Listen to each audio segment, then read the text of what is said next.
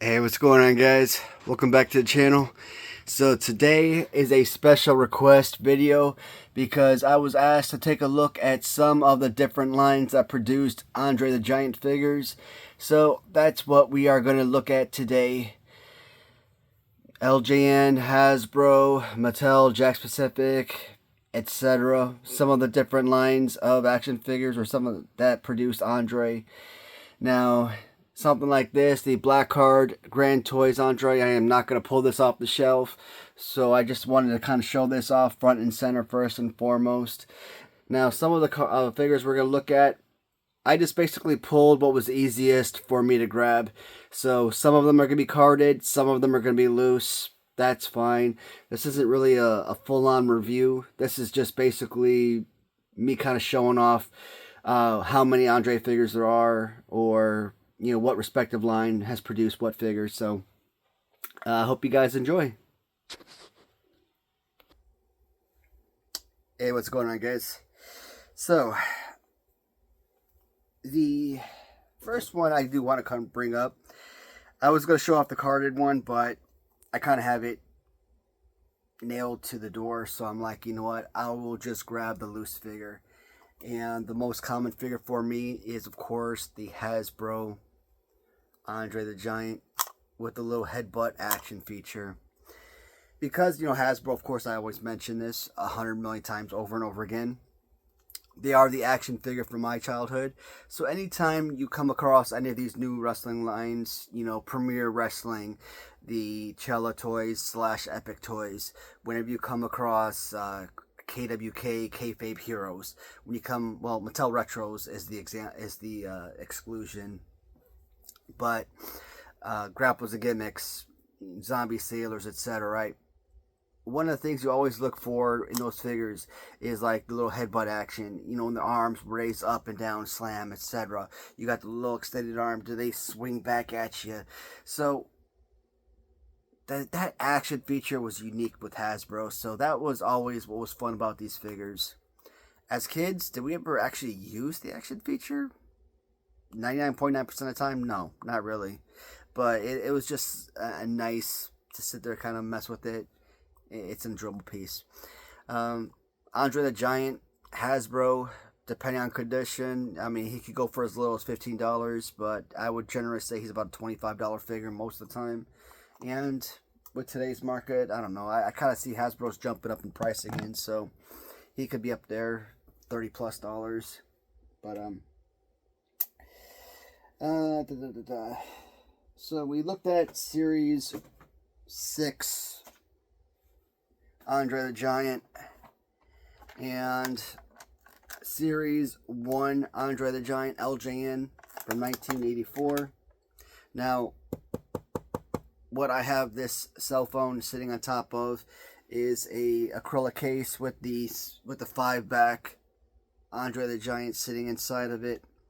Obviously, this one's an 8-back, but this is the one that I have situated on top with the rest of the figures. Technically, this one should be up there, but because this is yellow with the rest of them, I'm like, you know what, might as well keep all the yellow bubbles together.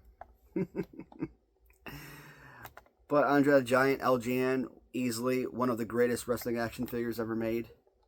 Perfect shape, perfect play pose. I mean, just an overall perfect figure, right? So, trying to get the easy ones, the ones that everyone is familiar with. And Series 2 Andre, right? So, for those who live on a budget and want an original figure for their collection, you don't have to go out and spend, let's say, $400 to $600 for a loose individual black card Andre the Giant. I mean, you could go to a company, let's say like Ram Treasures, get yourself a custom Andre the Giant blackstrap if you'd like. Sure. Option B is to get yourself an original Series 2 blue Andre the Giant, right? So, a pretty good original loose Series 2 goes for around $75. Between $50 to $75. Let's say $75 is a good price. You get one that's a beater. Maybe you get it for $30, maybe a little bit under if you're lucky. Send it to someone you know, someone you trust. Hell, my guy does it for like $10. You know, paint it up, make him look brand spanking new. You basically got yourself a $400 figure for like under $50. The only thing that I've always tell people, the difference between a Series 2 and a Series 6 is that you're paying for the stencil. You're not even paying for the figure, you're paying for the stencil. So, that's that, right? So those are like your OG, your old school retro style figures. Now, nowadays they kind of mix things up with some of your more modern day figures. They do come back with the superstars. Obviously in the 1980s they had your LJN wrestling superstars. In the 2000s they come out with the WWE Mattel superstars, which are more, you know, Remco style type figures. So depending on which figure you get, and here's what I always thought these on card, I always thought that these were like really freaking cool. Especially in the early series when you had like Honky Tonk Man, Ric Flair, etc., Hulk Hogan, so on. Like the very early first couple series. But then, when you started getting them loose, when you started getting extras, you start opening up the packages and taking them off cards, like, wait a minute, these things suck. They're not as good as you actually give them credit. On card, they look pretty spectacular, but when you open them up, they just don't feel legitimate. Like, you hold a legitimate Remco in your hand and you compare it to this, no. But there are certain figures from the Mattel Superstars line, like Andre the Giant, that just feels good in your hand. So, Andre the Giant is one of those that actually did really well. So, I did not mind this one piece at all. So, and it has a lot to do with the size that, you know, he's 525 plus pounds, right? 7 feet tall. So, yeah, you got to give him that extra size, that extra weight. And the big, huskier figures are always going to have that extra value. What's confusing, or going to confuse a lot of fans nowadays, is Mattel, same company, still using the Superstars brand, now re-releasing the 1980s LJNs in rubber form, of course. But, alright, Superstars, are you talking about your Remco style line, or are you talking about your LJN rubber style line? You could change it up a little bit, right? So, but this is another one of your Andre figures. And what I always loved are these little mishmash of genres. Like, you know, wrestling meets Ninja Turtles, or wrestling meets Masters of the Universe, things of that nature, right?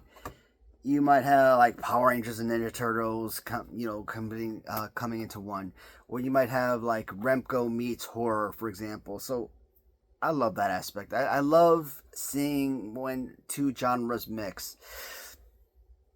Movies do it all the time. One of my favorites is the Winnie the Pooh horror movie, because you take this children's story, you know, good, tasteful, you little kiddie show, little kiddie book, Winnie the Pooh, right? And you basically adultify it. I'm going to make my own word here. You adultify it, and you make this total slasher film, and it's incredible. So when I see things like this, I'm like, you know what, that's unique, that's pretty badass. I like that a lot.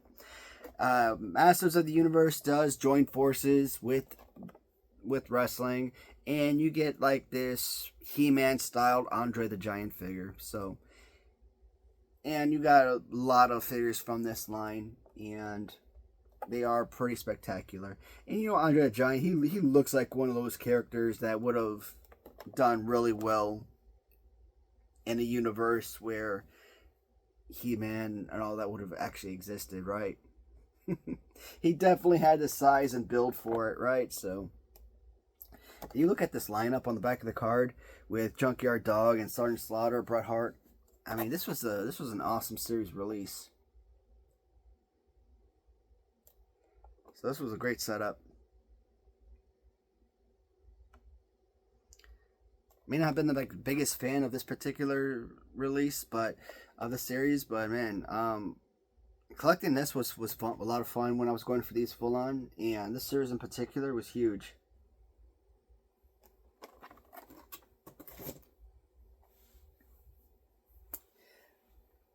Let's do a couple more modern figures. So I've got a couple different variants, but I only brought out one. That's fine. We really only had to see one. From the Major Wrestling Figure Podcast, Big Rubber Guys. They brought you their 8-inch figure of Andre the Giant. And this is kind of like what I talk about, where they kind of blend both LJN and Hasbro into one, right? So they sort of give you like those sort of Sasquatch style hands. So for that respect, this is why I really enjoy the Big Rubber Guys version of Andre. And in terms of scale, yeah, he does bleed in with the rest of the LJNs because he's just another 8-inch figure. But he is over 7 feet tall. In this modern day world where people want scale, you know, they want the women to be smaller than the men. They want, you know, your giants to really hover over the guys who aren't so tall. You know, Rey Mysterio's like, what, 5'7", something like that? Do you want him to be the same size as someone who's like Big Show, who might be like 7'1" or taller than that even? I don't know. How big was Big Show? Was he like 6'10", 6'11", or was he actually like taller? Because I hear some talks saying he was even taller than Andre the Giant, but you know, people say that Andre was hovering anywhere between 6'11", 7'1", 7'4", depending on year and health conditions, because you know, basically once his back went out, it seemed like he was starting to shrink. But anyways, but then Latoonie, right?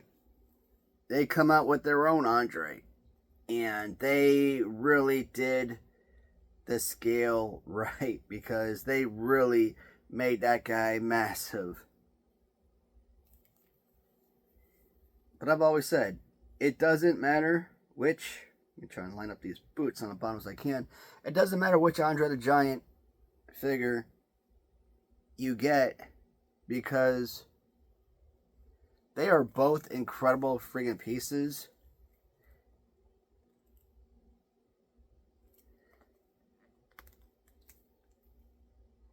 Yeah, that works. That works beautifully, man. Even as a playable wrestling figure, I mean, it's got a decent enough pose. You can make a lot of use out of this.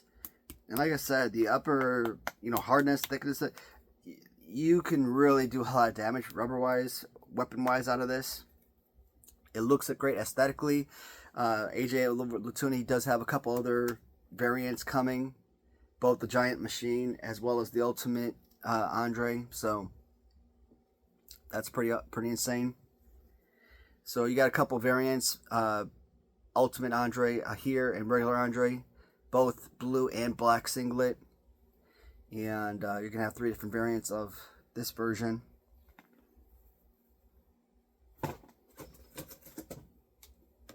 Now the one company who should not be named ever again because they suck, but they produced an Andre. Heels and Faces. So I think Zombie Sailors came out with Andre. I believe this was series 2. I want to say. I don't think this was series 3. I think it was, yeah, I think this was series 2. So their first variant was the blue singlet Andre. It's around 1989-ish. Right around the change. He turned back into a good Andre, I guess. And then they also came out with, you know, Blackstrap Andre. Now, putting Blackstrap Andre in a black card, I always thought that was a really nice, you know, clever advertisement, because it kind of gives you like your Blackstrap Andre on black LJN card, right? So, you know, funny thing is, when they came out with Blackstrap Andre, I actually thought that this one was going to be worth a lot of money. And to this day, Blackstrap Andre is basically a worthless figure. Like, people collect the blue singlet on red card. Like, this one might go for, let's say, 50 bucks. I'm just throwing out a price. Whereas the black card is 30-ish. Now, given this was a special sale when these were being pre-ordered, so this was selling for less, true. But I would have figured that the Blackstrap would have been more valuable, given the fact that he was Blackstrap and he was less sales, right? Less being sold. But I digress. I always talk about it. With that respective company, the figures aren't worth anything. They're not worth anything other than to the people who buy them. But if you're ever trying to, like, hey man, I want to get into this business of resale and I want to buy these things up to make profit. Nah, man, not that company. You can't do it. It's just not worth it. You would literally have to buy them for like $1 and hopefully you could sell them for like 15. That's the type of business you gotta hope to get into. All right, just got a few more to go here. I mean, I actually thought I had a whole lot more Andre figures than I do. Yeah, maybe there is something scattered around the room I missed, but here's a good one. You know what? I should actually have more Andres. It's fine. This should be a good enough. Andre with championship belt. Kind of looking at this baby, I like. There's no way that belt is going to fit around his waist. But, oh, you know what? I said this was a good Andre. I'm looking him over now, and I like the head. I like the fact that it comes with a belt. But maybe it's not a good Andre. Look at that. He's got knee pads. When has anyone ever known Andre the Giant to wear knee pads? Alright, I take it back. This is a terrible design.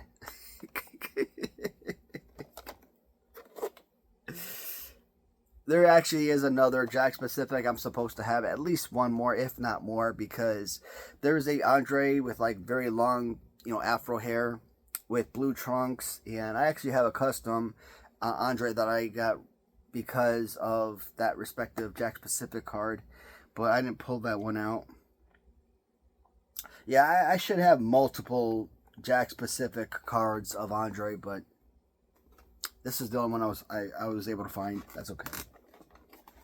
I started moving all these cards to the garage and trying to see if there's any more right here, right by my side. I don't see any over here, because that's where I found this one, was right in this general area. This was a good one. Series 21 Elite Collection. This one just came out recently. So this guy's wearing red trunks, but I think there might have been a duplicate of this one variant where he might have been in like yellow trunks.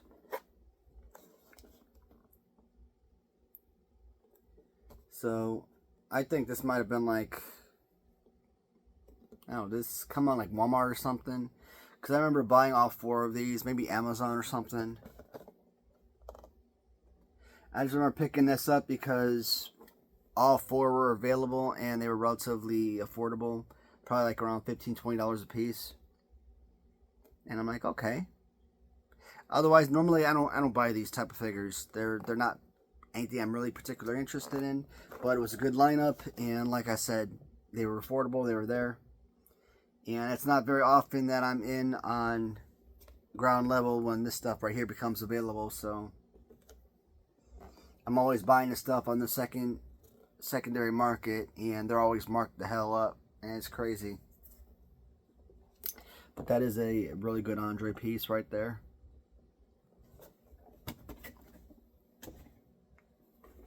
And last one, it's got to be one of my absolute favorites. And it's a shame I sold the Weasel costume, Bobby Heenan, because I think if I had another one of this, the two of them together would have been freaking fantastic. So, not the Bionic Man. What was this part of? Was this the Bionic Man? As he played, Andre made this debut on the prosthetic makeup episode of hit series. Nah, $6 Million Man. That's what it was called. $6 Million Man, not the Bionic Man. Yeah, I gotta start doing these videos back to where I was over there because the light is just so much better. But he sort of plays like a Sasquatch character.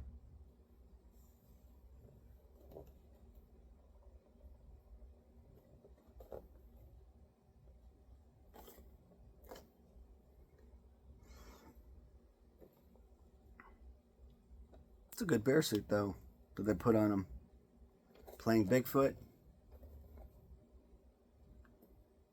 I just want to take this out of the package and just feel the fur, man. That just looks very comfortable.